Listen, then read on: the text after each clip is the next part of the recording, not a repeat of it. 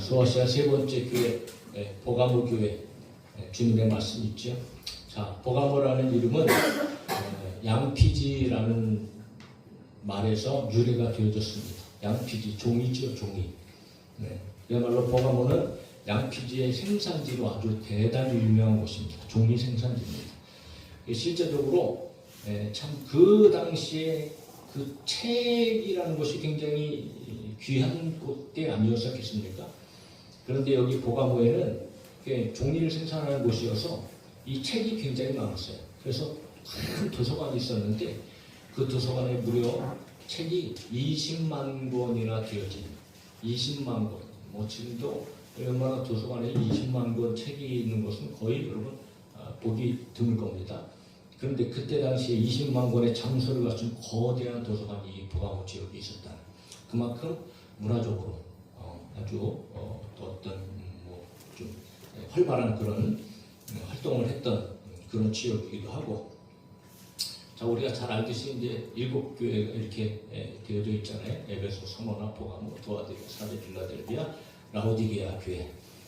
지난주에 우리가 서머나를 봤지만 서머나로부터 위쪽으로 한 100km 정도, 100km 가까이 그 지점에 내륙 쪽으로 살짝 들어와 있는 그 로마의 아시아를 연결하는, 로마와 아시아하고 연결하는 굉장히 교통의 요지, 그리고 이것 역시 상업 그리고 무역이 굉장히 발달한 아주 부유한 동네입니다. 부유한 동네. 그런데 문제는 무엇이냐면 이곳이 우상을 섬기는 데에 우상 단지, 그야말로 우상 단지. 전체적으로 보면 이 지역이 이렇게 되어 있습니다. 여기도 저쪽에 공연장이 있고 그 아래 쪽으로 거의 신전들입니다. 신전들 다 저런 모양들이. 그래서 여기 보면 아주 여러 가지 신전들이 나중에 우후죽순처럼 생기게 되어집니다. 그 유명한 제우스 신전, 또 아테네, 그리고 디오니소스 신전, 그리고 황제들, 트라이안이라든가 아니면 아우구스투스라든가, 그리고 아주 대표적으로 주전 한 4세기 전부터도 이 뱀신인 이 에스클레피오스라고 하는 그런 뱀신을 섬기는데, 특별히 이거 뱀신과 연결되어져서 의학, 뱀신을 숭배하면서도 그것에 따라서 또 신전과 더불어서 병원이 굉장히 유명한, 수많은 사람들이 질병의 치료를 위해서 이 보가모 지역을 찾았던 곳입니다.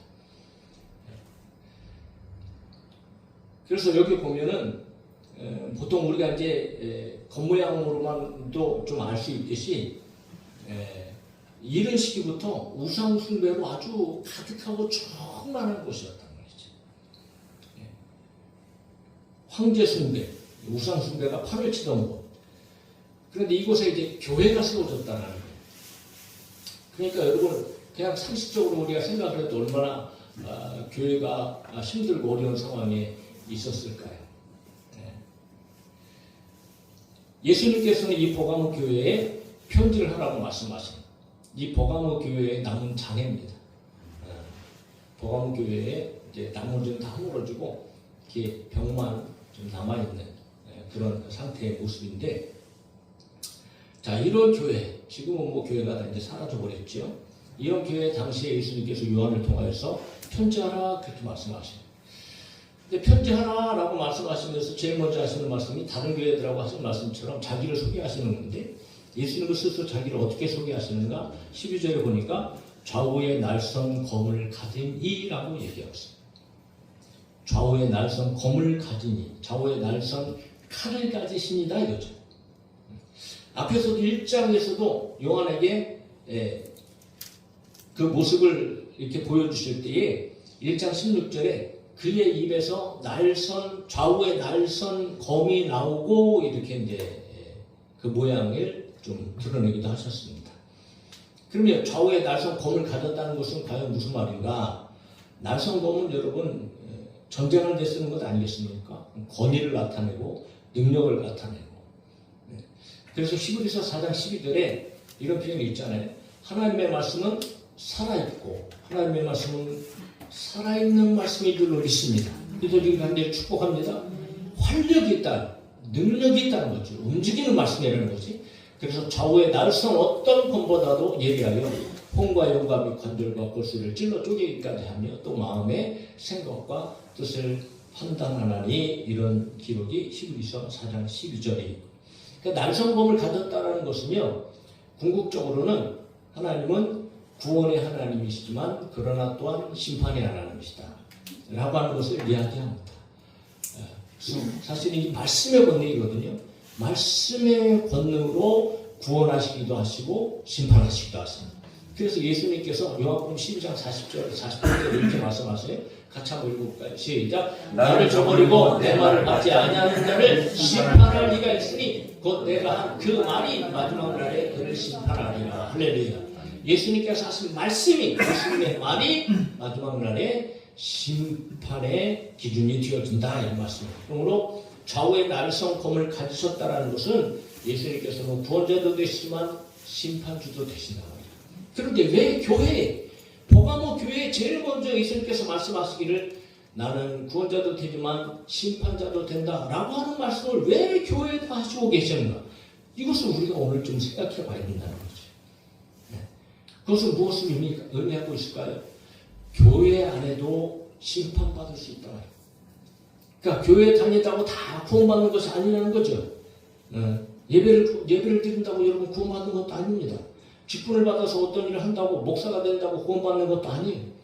교회 안에서 여러 가지 일을 하고 무슨 헌신을 하고 충성하고 그런다고 여러분 구원받는 것이 아닙니다. 그러니까 교회 안에 있는 동일한 성도들 가운데서도 주님의 말씀에 의하면은 여러분 구원을 받을 사람들도 있지만 그러나 또 한편으로는 심판주가 되시는 예수님으로부터 심판받는 사람들도 있단 말이죠. 그러니까 주님 오실 때에 교회 밖에 있는 사람들은 무조건 100% 다 심판입니다. 할렐루야. 그러나 교회 안에서도 여러분 구원받을 사람이 있고 심판받을 사람이 있다. 그래서 베드로전서 4장 17절에 베드로가 아주 심각한 말을 하는데 무슨 말을 하냐면 하나님의 집에서 심판을 시작할 때가 되어졌다. 이렇게. 하나님의 집은 어딥니까? 교회의 교회. 교회로부터 심판을 시작할 때가 되어졌다 이렇게 말씀하죠. 그러니까 이거는 굉장히 사실은 무서운 말씀이거든요. 그런데 여러분 예수님께서 교회에게 그렇게 말씀하실 때 겁주시려고, 두려워하려고, 무서워하라고, 두려워서 덜덜덜 떨라고 여러분 성도들에게 그런 말씀 하실까요? 아니에요. 우리는 착각하면 안 됩니다. 예수님 그런 분이 아니세요. 예수님이 하면 다른 것이 아닙니다. 모든 성도들이 구원받으라고. 할렐루야. 교회 안에 있는 모든 성도들은 반드시 구원받아야 되는 거예요. 밖에 있는 사람들이 심판받는 것은 그렇다 치더라도 지극히 당연한 이야기를 할지라도 교회 안에 있는 사람들이 여러분 심판받는 사람이 있으면 그것보다 더 정말 비참한 일이 어디 있겠습니까? 모든 성도가 구원을 받으라는 거지. 몇 번이고 제가 여러분들한테 얘기했지만 행복 가득한 교회 모든 성도들이 조회원들이 다 천국 가기를 주의 이름으로 축복하고 조회원들이 다 같이 한 사람도 빠짐없이 여러분 구원받기를 예수님의 이름으로 간절히 소망합니다. 네. 오늘날 수없이 많은 교회가 있고 또 그 가운데 지금도 여러분 얼마나 많은 사람들이 지금 예배를 드리고 있을까요? 그런데 마찬가지입니다. 그 가운데에 구원받을 자들도 있고 구원받지 못할 자들도 있고. 그래서 오늘 말씀 우리에게 너무나 중요한 말씀입니다.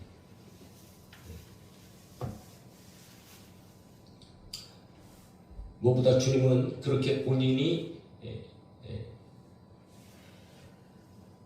양날선 검을 가진 구원자이시며 심판자이심을 선포하시면서 그러면서 또 계속해서 하시는 말씀은 내가 보가모 교회의 상황을 다 안다 이렇게 말씀합니다. 안다. 그래서 13절 앞에 보면 내가 어디에 사는지를 내가 아노니 거기는 사탄의 권좌가 있는 데라 이렇게 말씀하세요. 그러니까 성도들의 삶의 환경을 다 보시고 계시는 거예요. 우리 교회가 지금 어떤 상황에 놓여져 있는지, 우리 성도들이 지금 어떤 삶의 환경 가운데서 살아가고 있는지 우리 주님께서 다 아신다는 말이죠. 그런데 심각한 것은 아까도 우리가 먼저 보았지만 여러분 예수님께서 말씀하시기를 그 버가모 지역이 사탄의 권좌가 있는 데라고 말씀하시죠. 사탄의 보좌가 있는 데라고 말씀하시는 거죠. 이교적 상황, 곧 황제 숭배, 우상 숭배의 상황 가운데 있다는 것을 예수님은 아시는데, 근데 단순하게 그냥 여러분 사탄이 그냥 활동하는 곳 이런 데라고 말씀하시는 것이 아니고 사탄의 보좌가 있는 곳. 그러니까 사탄이 왕 노릇하고 사탄이 심판자의 노릇하고 사탄의 권세가 아주 강력하게 역사하는 곳이라는 것을 예수님 말씀하시는 거예요. 그러니까 버가모 교회 교인들이 여러분 신앙생활하는 것이 결코 만만치 않았다는 거죠. 쉽지 않았다는 거예요. 신앙을 지키면서 살아가는 것이. 구약에서도 하나님께서 애굽 땅에 있는 하나님의 백성들을 다 아시잖아요. 그곳에서 그들의 상황이 어떻습니까?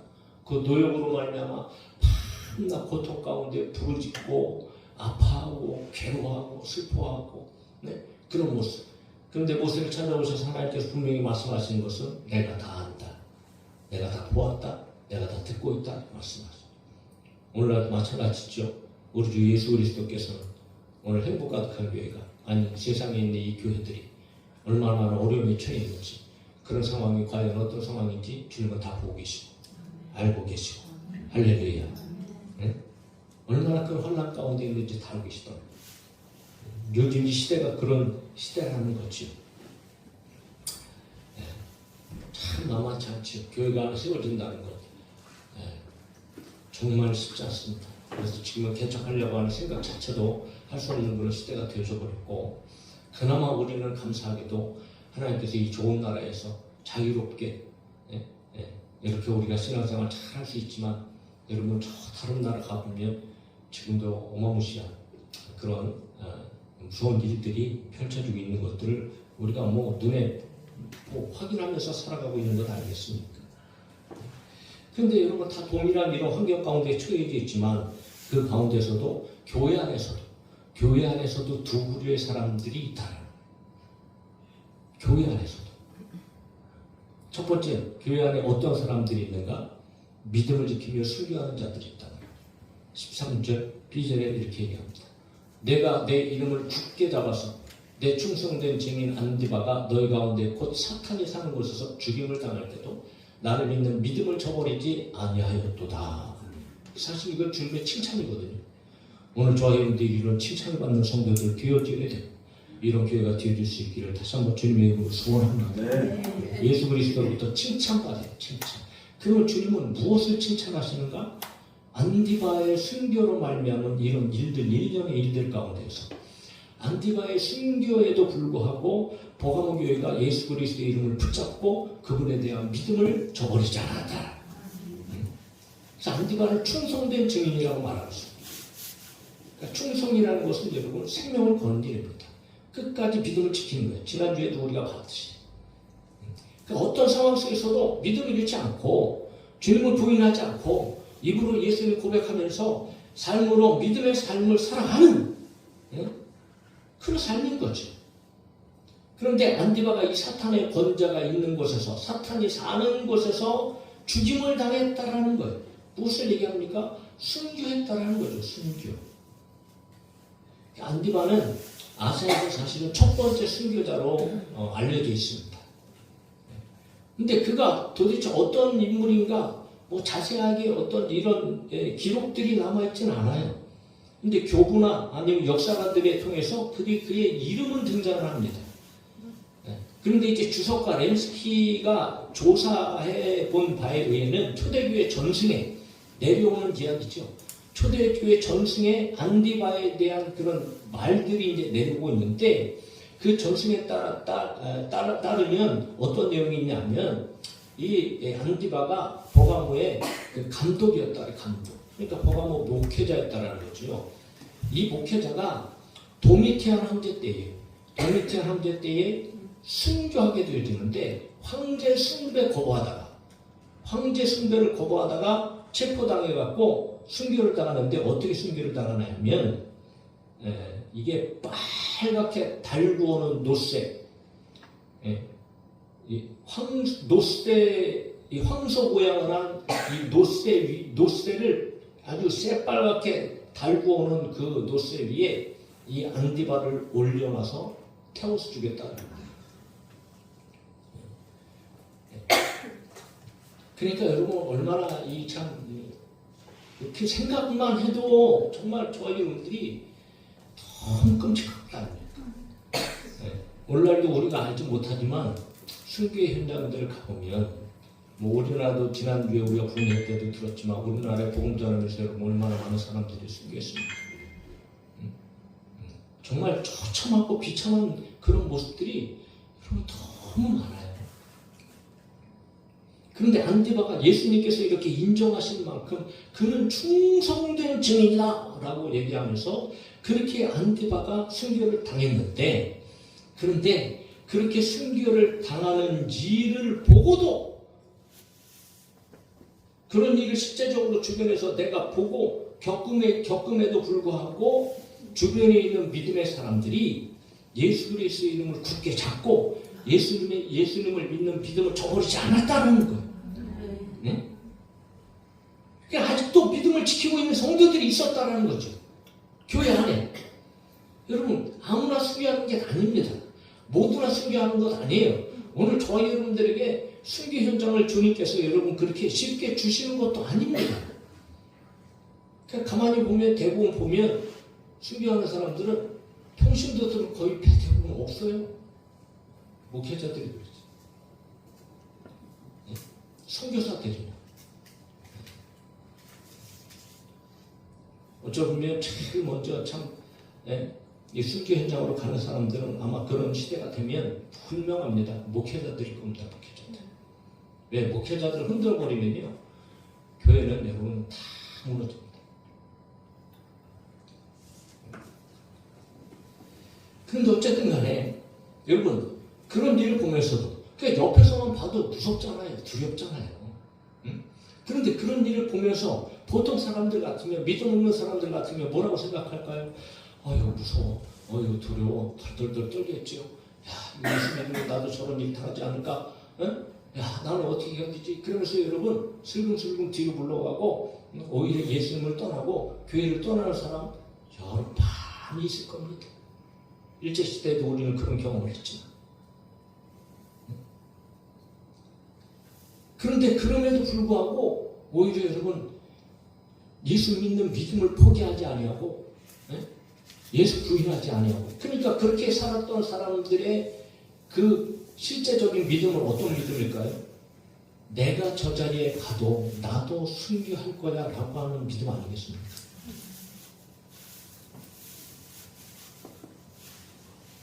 그러니까 중요한 것은 여러분 혹 우리 주변에 그런 일이 다 할지라도 혹 그런 시대가 온다 할지라도 그런 시대가 오지 않았으면 하는 그런 기도도 우리가 해야 되겠지만 여러분 세상이 변화무쌍하지 않습니까? 어떤 상황 속에서도 어떤 환경 속에서도 주님 다 보고 계십니다. 저와 여러분들에게 주님께서 충성된 증인이라고. 그리고 혹 우리가 순교자들 나가지 않는다 할지라도 여러분 생명을 걸고 끝까지 예수님 믿고 복음 지키고 믿음 지키면서 승리할 수 있는 그런 성도들이 되어줄 수 있기를 예수님의 이름으로 축복합니다. 이런 사람들이 있었으니까 예수님께서 칭찬하시는 거예요. 그런데 안타까운 것은 그러나 한 부류의 사람들은 그렇지 않았다는 거지. 한 부류의 사람은 어떻게 살았는가? 보세요. 14절부터 15절입니다. 그러나 내게 두어 가지 책망할 것이 있나? 거기 내게 발람의 교훈을 지키는 자들이 있도다. 발람이 발락을 가르쳐 이스라엘 자손 앞에 걸림돌을 놓아 우상의 제물을 먹게 하였고 또 행음하게 하였느니라. 이와 같이 내게도 니골라 당의 교훈을 지키는 자들이 있도다. 이건 심각한 책망입니다. 책망. 그러니까 한 부류의 사람들은 칭찬을 듣고 지금 한 부류의 사람들은 책망을 듣는 거예요. 어떤 사람들이요? 발람의 교훈을 지키는 자들이었다. 백성을 정복하다라는 뜻을 가진 발람. 그러니까 발람의 교훈은 우리가 민수기에서도 참 잘 보듯이 백성으로 하여금 이방 사람들과 자폰, 이방 사람들과 어울려서 혼인하게 만들고 음란하게 만들고 우상 숭배하는 일을 타협하게 만드는 아주 대표적인 그런 사람이었습니다. 그러니까 민수기 22장부터 25장에 보면 발락이 여러분 이스라엘 백성들이 광야에 나왔을 때, 그리고 이제 광야를 통과할 때 이 발락이라는 인간이 발람이 선지자라고 하는 이 사람을 초청을 해갖고 데려와갖고 막 물질을 많이 주고 재물을 많이 주고 그리고 저 이스라엘을 저주해라 이렇게 하고 우리는 부르지 않습니까? 그런데 정면으로 발람이 저주하지는 않았어요. 그러나 나중에 보면 이 모압 여인들을 통해 이스라엘을 유혹하게 했습니다. 그런 방침을 가르쳐줘요. 그래서 이스라엘을 많은 사람들을 타락하게 하는데 아주 주도적인 역할을 했던 사람이 발람입니다. 이것 때문에 수만 명의 여러분 징계를 받고 하나님 앞에 심판을 받아 죽었어요. 그 민수기 31장 16절에 보면 이런 기록이 있는 거예요. 보라, 이들이 발람의 꾀를 따라 이스라엘 자손을 부월의 사건에서 여호와 앞에 범죄하게 하여 여호와의 회중 가운데 연병이 일어나게 하는 거예요. 그러니까 이 발람의 꾀를 통하여서 이스라엘 타락할 때 하나님께서 연병을 주셔갖고 수만 명이 죽었어요. 수만 명이. 예수님께서도 이 사실을 너무 잘 아시는 거예요.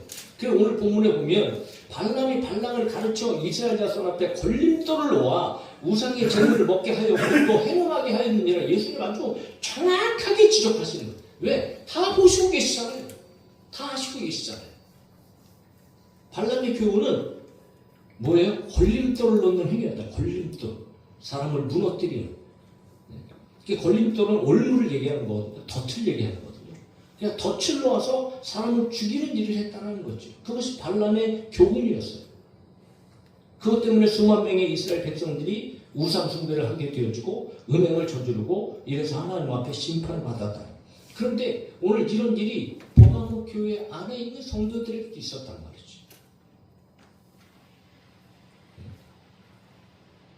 그들도 역시 주님 앞에 돌아와서 여러분 신앙생활을 하고 믿음 생활을 했지만 여전히 우상 숭배에 동참하고 그러니까 그 얼마나 많은 우상 숭배가 벌어졌던 그런 지역입니까? 그러니까 그냥 우상 숭배로 쭉만 했던 것이니까 이 우상 숭배에 대한 축제라든가 예배라든가 제사라든가 이런 것들이 거의 매일매일 벌어졌을 겁니다.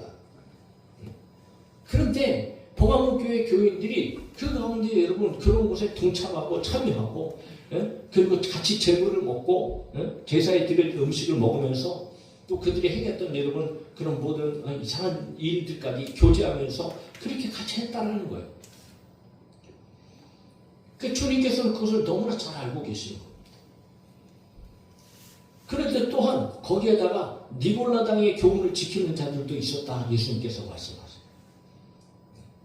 니골라당 역시 백성을 정복하는 자라는 뜻으로 여러분 발람과 그 의미가 똑같습니다. 백성을 삼키는 자라는 거죠. 근데 이 니골라당은 이거는 어떤 교훈을 갖고 있냐 하면 인간의 영은 거룩한데 육신은 본질적으로 악하다. 그래서 영혼은 믿음으로 구원받는데 영혼을 구원받으면 육체하고는 전혀 상관이 없다. 그래서 육체는 구원에 이르는 아무런 영향을 우리는 받지 않는다 그래서 마음껏 살아도 된다 이렇게 된 거예요. 그러니까 육체가 짓는 죄는 이거는 죄가 될 수 없다. 이거는 정죄의 대상이 아니다. 그러니까 원하는 대로 마음대로 살아도 우리는 구원받는다. 이렇게 그들이 가르쳤다는 거죠. 이게 니골라당입니다. 교회 질서를 무너뜨린 무리들이었다는 거죠. 오늘날 같으면 구원파 같은 그런 종교지. 오늘날도 그런 종교들이 많이 있습니다. 믿는 순간 구원받았습니다.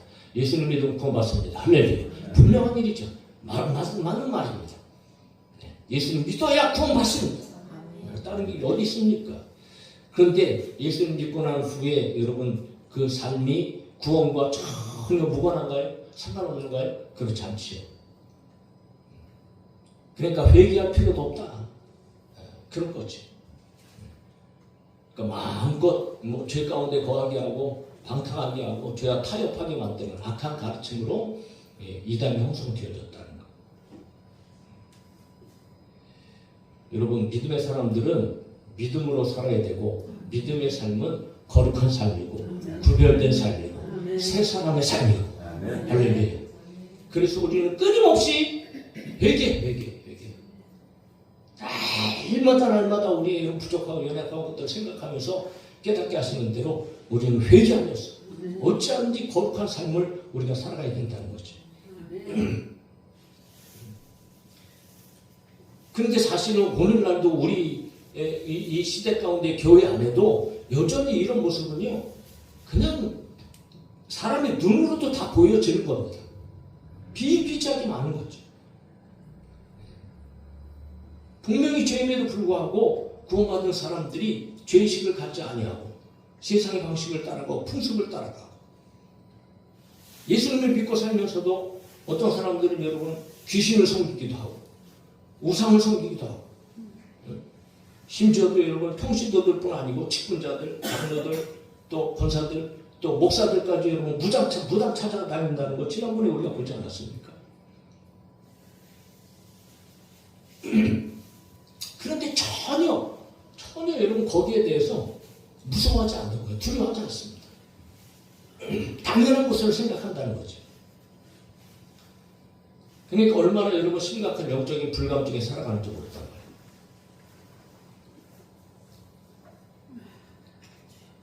오늘 믿음의 사람들은 끝까지 믿음 지켜야 되는데 그 믿음 지키는 것은 여러분 삶으로 지키는 겁니다. 할렐루야. 그래서 에베소에서 분명히 얘기하죠. 너희는 유혹의 욕심을 따라 썩어져가는 구습을 따르는 옛사람을 벗어버리고 오직 너의 심령이 새롭게 되어 하나님을 따라 의와 진리와 거룩함으로 지으심을 받은 새 사람을 입으라. 그러니까 우리는 새 사람이 되어졌어요. 그러니까 새 사람으로서 살아야 되는데 그 새 사람의 삶을 살아가기 위해서 하나님께서는 끊임없이 우리를 가르쳐 주시고 성경의 말씀을 통해서 조아인들에게 길을 안내하시고 인도하시고, 그래서 하나님의 말씀은 우리의 빛이 되고 등이 되어주고 우리의 길에 여러분 안내자가 되어지는 것 아니겠습니까? 그러므로 그렇게 살아가는 사람들이 교회에 있는 것을 예수님께서는 아시고, 예수님께서는 한편에는 여러분 믿음으로 살아가는 사람들을 칭찬하시나 한편으로는 이런 발람의 꾀를 따르고 니고다당의 교훈을 따라서 살아가는 이 심판받을 수밖에 없는 그런 존재들에게 지금 책망하시면서, 그러나 여러분을 책망하시고 끝내시는 것이 아니죠. 예수님께서는 살 길을 열어주신 거예요. 할렐루야. 살 길을 열어주신다고. 왜? 모든 교회 성도들은 구원받기를 원하는 것이 예수님의 마음이니까. 그러므로 16절에 예수님 말씀하시는 거예요. 회개하라. 그리하지 아니하면 내가 네게 속히 가서 내 입에 검으로 그들과 싸우리라. 무서운 심판의 말씀이지만 사실은 이 말씀은 그 어떤 말씀보다도 예수님께서는 그들을 사랑하시는 말씀이고 격려하시는 말씀이고 그들에게 길을 여시는 말씀이에요. 기회를 주신다는 거죠. 속히 가신다는 말씀은 여러분 주님이 오실 날이 임박했다. 그러므로 여러분 곧 오시는 때를 생각하고 속히 대비하고 회개하라는 말씀입니다. 하나님의 말씀을 들을 때 깨닫죠. 하나님의 말씀을 들을 때에 혹 우리의 삶 가운데 잘못된 것들이 있다면 여러분 말씀 들으면서 돌이키시고 하나님 앞에 회개하는 그런 은혜가 좋아요 여러분 가운데 필요한 줄로 믿습니다. 그러니까 하나님께서는 주님께서는 굉장히 큰 경고를 하시는 거지. 싸우리라 말씀하셨어요. 싸우리라. 계시록에 보니까 이 싸우리라는 말이 아주 여러 번 등장합니다. 여러 번 등장하는데 모든 싸움이 어떤 싸움을 얘기하느냐면요, 마귀 사탄과 예수님께서 싸우신다 이렇게 얘기하죠. 그러니까 여러분 교회에 와서 예수님께서 말씀하시는 사람들과 싸우신다라고 하시는 것은 무슨 말씀이세요? 예수님께서 사탄과 왜 싸우세요? 사탄 멸하시려고. 이미 사탄은 박살났습니다. 할렐루야. 그러나 지금까지 여전히 많은 우상들과 많은 죄 가운데 사탄의 활동이 있고 역사가 있고, 그래서 결국은 여러분 그는 영원한 무적행에 들어갈 사람이지만 예수님께서는 다시 오셔서 그들과 싸우시고 지금도 싸우시고 계시고 그들을 여러분 완전히 심판하실 겁니다. 그런 악한 영들. 그런데 그런 싸움이 오늘 교회에 있는 여러분 책망받을 사람들하고 싸우신다면 그 의도는 분명한 겁니다. 심판인 거예요, 심판. 그러므로 살 길을 회개라는 거죠. 회개. 우리가 우상을 섬기는 일을 혹 하지 않는다 할지라도 혹 또 모르지. 또 모르는 일입니다, 정말. 하나님보다도 더 사랑하는 것이 우상이라면 우리 가운데 우상 섬기는 일이 전혀 없다고는 말할 수 없겠죠. 또 죄의식 없이 여러 가지 행동들로부터 회개해야 될 필요성이 있는 일들,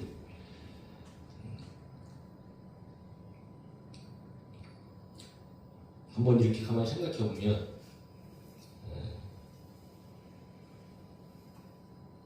그렇게 무서운 일, 그런 어떤 두려운 일들 속에서 믿음 지키는 것이 그렇게 사실 힘든 일이죠. 굉장히 어려운 일입니다, 사실. 실질적으로 여러분 우리 앞에서 그런 핍박을 당하고 환난을 당한다면, 물론 환난 당하고 핍박 당하는 사람들은 믿음이 있기 때문에 당연히 당하는 거지만, 그 옆에서 여러분 보고 있는 사람들, 그 옆에서 같이 신앙생활을 하고 있는 사람들은 여러분 두렵고 떨릴 수밖에 없죠. 그래서 오히려 뒤로 물러가는 사람들, 세상으로 돌아가는 사람들도 없지 않아 많이 있게 될 것은 자명한 일인데, 그런데 오늘날 보면 여러분 그렇지 않다 할지라도 오늘 살아가는 믿음의 사람들의 삶 속에서 그냥 아주 사소한 일에 여러분 예수님을 떠나는 사람들이 너무 많다.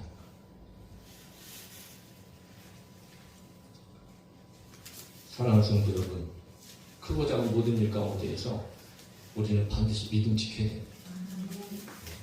오직 예수 그리스도의 복음 붙잡고 혹 우리 가운데 환난이 온다 할지라도 고난이 온다 할지라도 여러분 그렇게 믿음 지킬 때에 우리의 앞에 일들이 열어지게 되죠. 그렇게 믿음 지킬 때에 기적의 역사가 나타나고 그렇게 믿음 지킬 때에 저희들의 필요한 것들 믿음의 삶에 필요한 것들을 하나님께서 기가 막히게 공급해 주시고 축복해 주시고 역사해 주실 줄로 믿습니다. 그러므로 예수님께서는 그들에게 회개 말씀을 주시면서 뭐라고 말씀하십니까? 여러분 들으라 말씀하세요. 마지막 17절입니다. 이 말씀 같이 한번 쭉 읽어봅시다. 시작. 귀 있는 자는 성령이 교회들에게 하시는 말씀을 들을지어다. 이기는 그에게는 내가 감추었던 만나를 주고 또 흰 돌을 터는데 그 돌 위에 새 이름을 기록한 것이 있나니 받는 자밖에는 그 이름을 알 사람이 없느니라. 할렐루야. 오늘의 말씀이 성령의 말씀, 성령이 교회들에게 하시는 말씀, 예수님께서 하시는 말씀인데 예수님은 성령이 교회들에게 하시는 말씀입니다. 성삼위일체 하나님, 유일하신 살아계신 하나님의 말씀이다. 여러분 말씀이 들려지기를 간절히 소망하고 말씀이 들려지고 회개할 때에 비로소 우리는 이기게 되어지고 믿음을 지키는 것도 이기는 것이지만 회개하고 돌아서서 믿음대로 살아가는 것도 결국은 이기는 삶이 되어진다. 그렇게 이기는 사람들에게 두 가지의 약속을 주신다는 거죠. 첫 번째, 감추었던 만나를 주신다. 감추어져 있던 만나. 그래서 만나는 1차적으로는 광야에서 여러분 40년 동안 이스라엘 백성들이 먹었던 그 만나 아니겠습니까? 그런데 이 만나는 신약에서 보면 요한복음 6장에서 예수님께서 성만찬에서 떡을 떼어 가시면서 여러분 이 만나를 얘기하시고 또 여러 가지 비유에 대해서 가르쳐 주시는데 이 예수님께서 떼어 주시는 떡 이것이 이제 만나로 이제 변화되어지죠. 그리고 결국은 이 예수님께서 나눠준 그 떡이 어디까지 갑니까? 예수님의 몸이다라고 그렇게 예수님 말씀하시잖아요. 그러니까 예수님의 해석을 보면 분명히 여러분 그 만나는 오늘 감춰졌던 만나는 예수님의 것을 우리가 알게 되어지는데 그래서 예수님께서 이런 말씀을 남기시는 것을 우리가 분명히 알게 되죠. 예수께서 이르시되 내가 진실로 너에게 이르노니 모세가 너에게 하늘로부터 떡을 준 것이 아니라 내 아버지께서 너에게 하늘로부터 참떡을 주시나니 그 바로 다음 절에 하나님의 떡은 하늘에서 내려 세상에 생명을 주는 것이니라. 그러면서 여러분 뭐라고 결정하세요? 예수님께서 이르시되 나는 생명의 떡이니 내게 오는 자는 결코 줄이지 아니할 터이요 나를 믿는 자는 영원히 목마르지 아니하리라. 할렐루야. 예수님이 생명의 떡이에요. 예수님께서 여러분 감춰져 있는 만나단 말이에요. 그러므로 감춰져 있는 만나를 주신다는 것은 내가 영생을 얻게 될 거야. 그리스도의 자신을 주게 될 거야. 그러므로 여러분 구원받는다는 거죠. 생명나무 열매와 마찬가지로 생명이 떡이신 그리스도를 주심으로 말미암아 그들에게 영원한 생명을 누리게 하신다라는 예수님의 구원의 말씀인 거예요. 두 번째는 뭘 주신다고 말씀하시나요? 새 이름을 기록한 힘들을 주신다고 말씀하세요. 네. 특별히 이제 계시록에서 흰 색깔은 색깔 자체만으로도 아주 깊은 의미를 가지고 있습니다. 흰 것이라는 것은 거룩, 정결, 승리, 기타 등등. 그래서 계시록 1장 14절에 그의 머리의 털과 희기가 흰 양털 같고 예수 그리스도의 그 모습을 볼 때 흰 것을 강조하고 있죠. 3장 4절 5절에도 그러나 사대에 그것을 더럽히지 아니한 자 몇 명이 내게 있어 흰 옷을 더럽히지 아니한 자 흰 옷을 입고 나와 함께 다리니 그들은 합당한 자이니라. 이긴 자는 이와 같이 흰 옷을 입을 것이요 승리한 자를 얘기하죠. 내가 그 이름을 생명책에서 결코 지우지 아니하고 생명책에 기록이 되어 있다는 것. 그 이름을 내 아버지 앞과 그의 천사들 앞에서 시인하지라 하면서 하나님의 나라에 대해서도 여러분 새 것이다 이렇게. 또 내가 새 하늘과 새 땅을 보니 처음 하늘과 처음 하늘 땅이 없어졌고 바다도 다시 않더라. 또 내가 보면 거룩한 성 새 예루살렘이 하나님께로부터 하늘에서 내려오니 그 준비한 것이 신부가 남편을 위하여 단장한 것 같더라. 그러면서 예수님께서 여러분 만물을 새롭게 하실 것을 얘기하십니다. 보좌에 앉으신 이가 이르실 때 보라 내가 만물을 새롭게 하노라 하시고 또 이르실 때 이 말은 신실하고 참되리 기록하라 하시고 이런 기록이 있어요.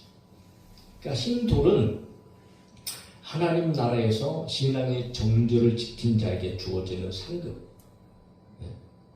하나님 나라의 잔치에 참여하게 되어지는 상급, 거룩함을 상징하고 구원을 상징하는 거죠. 그런데 거기다가 아주 확실하게 쐐기까지 박습니다.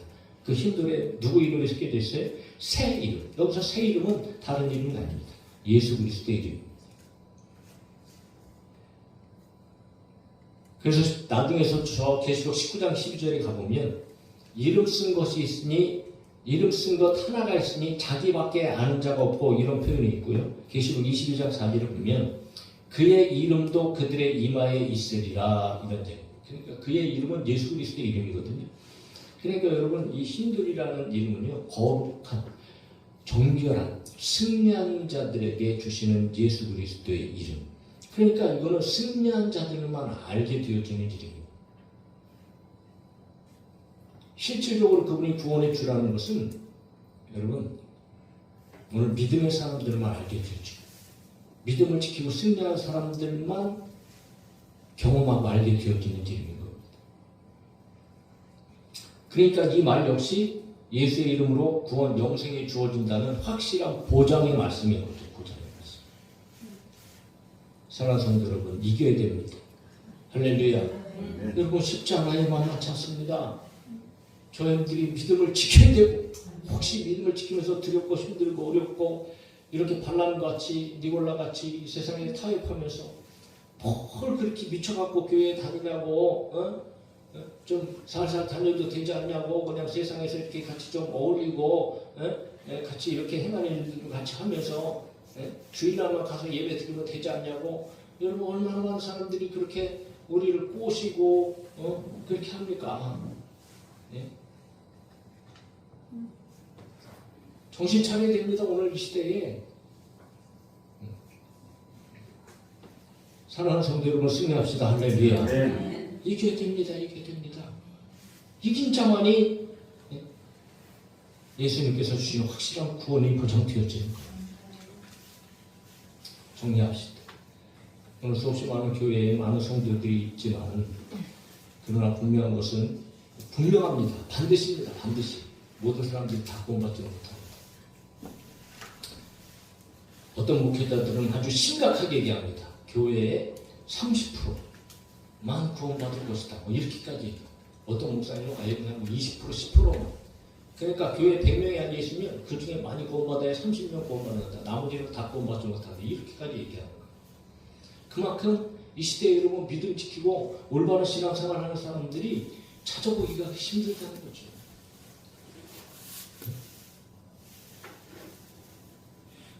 행복한 한교회 우리 모든 성도 여러분, 저도 믿음 지켜야 되고, 네? 목회자도 마찬가지입니다. 목회자가 쓰러지고 자빠지고 넘어지고 목회 그만두고 세상으로 돌아가고 하는 사람들이 한둘이 아닙니다. 한둘이 아니에요. 점점 더 힘들어지고 어려워지고 하는 이런 상황 속에서 우리 모두가 정말 간절히 원하기는 오늘 예수님께서 버가모교회에 하시는 이 주님의 말씀을 분명히 듣고 혹 힘들고 어려워도 믿음 끝까지 지키고 세상에 유혹되지 말고 저희들이 회개할 것들은 회개하고 고칠 것은 고치고 버릴 것은 버리고 오직 주님 의지하고 믿음으로 여러분 주님 다 섬기고 끝까지 주님 앞에 나아가서 승리함으로 말미암아 저희들이 꼭 주님께서 주시는 확실한 구원, 확실한 영생을 보장받고 그리고 주님 오실 때 주님 만나고 다 같이 천국에 들어갈 수 있는 우리 성도들이 되기를 예수님의 이름으로 축복합니다. 아멘.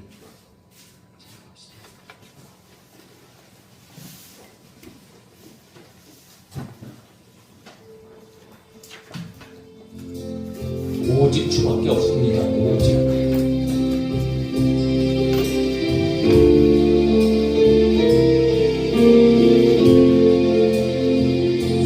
이 땅에 오직 주밖에 없네. 그 무엇도 나를 채울 수 없네. 주님의 평안 내 안에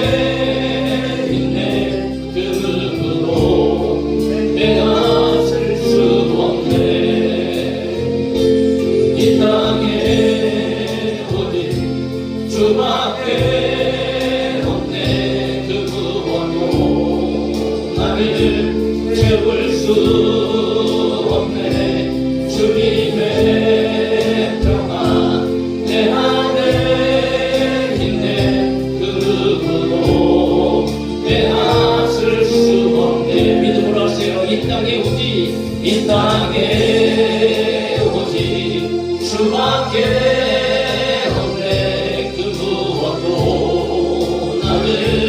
채울 수 없네. 주님의 평안 내 안에 있네. 그 누구도 빼앗을 수 한 번 더 믿음으로 이 땅에 오직 주밖에 없네. 그 무엇도 나를 채울 수 주님의